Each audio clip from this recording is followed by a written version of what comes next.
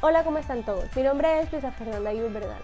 Hoy, junto a mis compañeros Ricardo Andrés Gilarrieta y Yadi Orellano, le vamos a presentar un poco acerca de nuestro proyecto.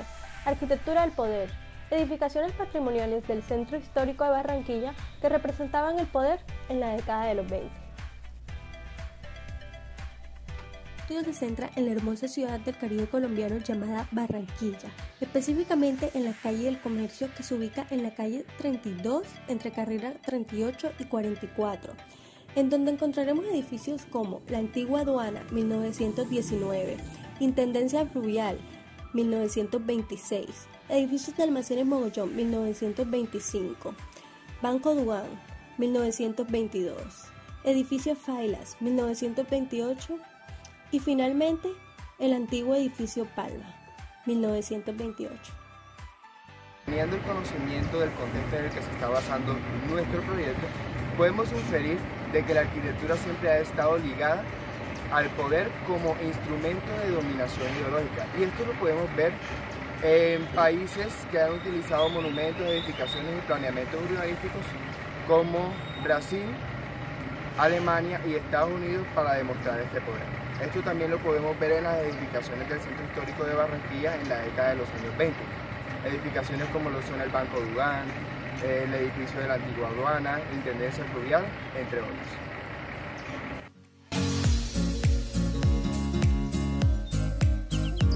Nosotros nos hacemos la pregunta para el desarrollo de nuestra investigación de si realmente las edificaciones del Centro Histórico de Barranquilla en la década de los 20 representan el poder económico.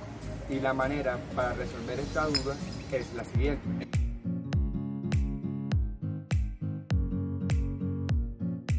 Primero, es determinar la influencia que tuvieron estas edificaciones en la década de los años 20. El segundo es analizar el contexto en el que estas edificaciones se emplazaron, ya sea el contexto sociocultural, el político y el económico. Tercero, es elaborar un análisis y una valoración estética, formal y funcional de estas edificaciones. Y por último, realizar el estudio de caso para analizar las características que tienen estas edificaciones y que se noten los estudios formales que realizamos en el paso anterior. Es fundamental para nosotros los arquitectos tener el conocimiento de los sucesos y estudios para poder evaluar, aprender, diseñar y conservar todo este tipo de edificaciones. Por ello, la historia es fundamental para el crecimiento profesional del arquitecto.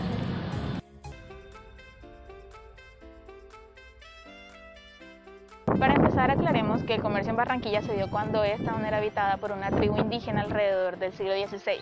Esta contaba con tan solo 60 habitantes, los cuales desaparecieron por el exterminio provocado por los españoles en la época de la conquista. Esta tribu se dedicaba principalmente a la recolección de moluscos, la pesca, la comercialización y el intercambio de sus productos con las poblaciones vecinas. En 1533 la tropa de Pedro de Heredia pasó por Galapa y se dirigió a un atracadero de canoas, donde se alojaron una noche. Todo indica que después de este caserío, ocurrido a orillas del río, se produjo lo que se conoce las barracas de San Nicolás. Todo esto ocasionó que Barranquilla se convirtiera en una puerta de vías al comercio nacional e internacional. En 1823, cuando se inició la navegación a vapor por el río Magdalena, abrieron las puertas a un nuevo momento en el comercio de la ciudad, ya que se comercializaban productos nacionales e internacionalmente. En 1849 se crea el primer puerto en toda Sabanilla. Con el paso de los años, Barranquilla se fue ampliando en cuestiones de movilidad, ya que no solamente se transportaba marítimamente, sino que en 1871 se crea la primera línea férrea en toda Colombia después de la de Panamá. Porque recordemos que Panamá en esa época todavía estaba geográficamente consolidada como parte de Colombia. Ya fue en el año de 1905 cuando se separó en el periodo de la República. Esta línea férrea comunicaba Barranquilla y Sabanilla. En 1888 se da la creación de un segundo puerto en la ciudad y en 1918 un grupo de pilotos alemanes, franceses y norteamericanos iniciaron la aviación comercial en Colombia.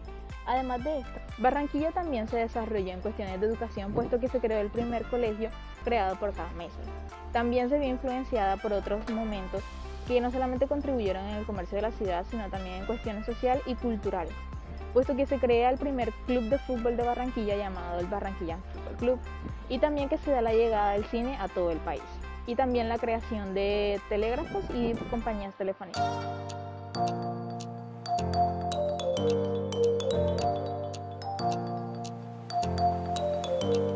Pues deberían de conservarse todos estos edificios que la gobernación y la alcaldía han rescatado para el desarrollo de la ciudad, el embellecimiento y ayuda mucho al turismo, y para los jóvenes y las nuevas generaciones conocer la historia de la ciudad.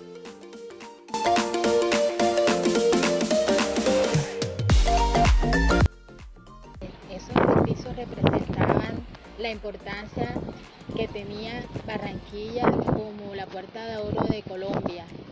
Entonces había mucho comercio, mucho poder acá en lo que es la aduana, en lo que viene siendo los medios de comunicación.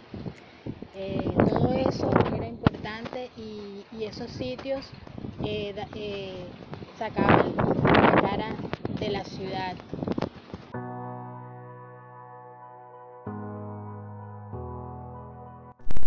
Luego de la intervención de mis compañeros, es momento de que nos cuestionemos un poco. Por ejemplo, ¿qué es la arquitectura? Es posible que cada uno de nosotros tengamos un concepto de qué es la arquitectura. Sin embargo, si nos vamos a la Real Academia Española, esta la define como el arte de proyectar y construir edificios. También es posible decir que este concepto es algo mucho más complejo que solamente elementos técnicos y funcionales, debido a que esta guarda también una íntima relación con la simbología.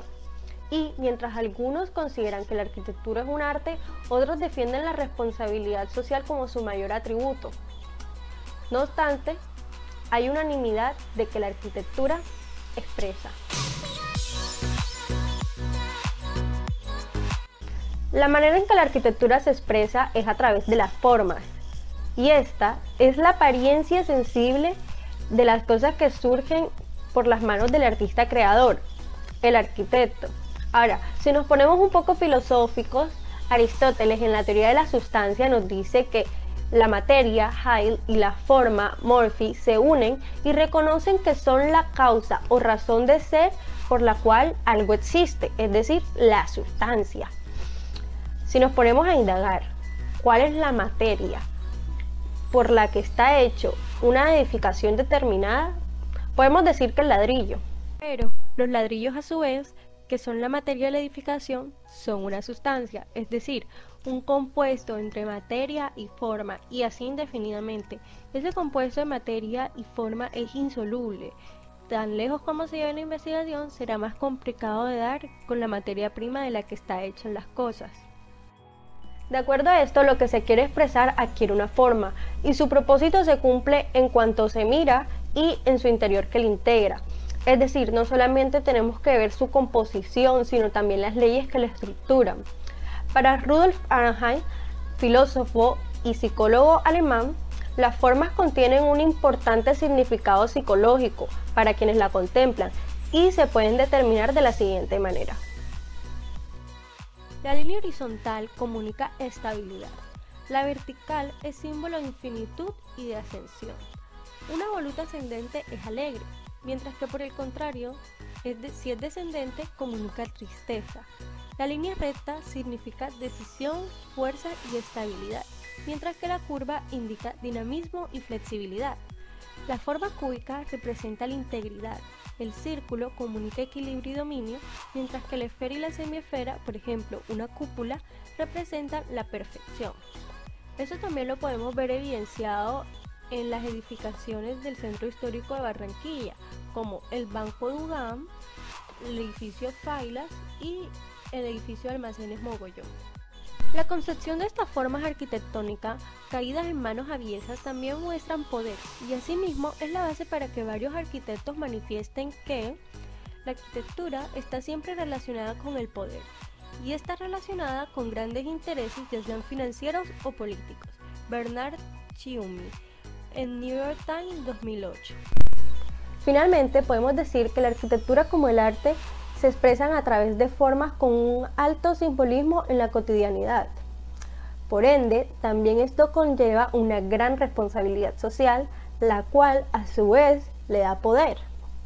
Para Alejandro Arbena, en su discurso de aceptación del Premio Pritzker 2016, nos dice que la arquitectura es dar forma a los lugares donde vive la gente. No es más complicado que eso, pero tampoco más sencillo que eso.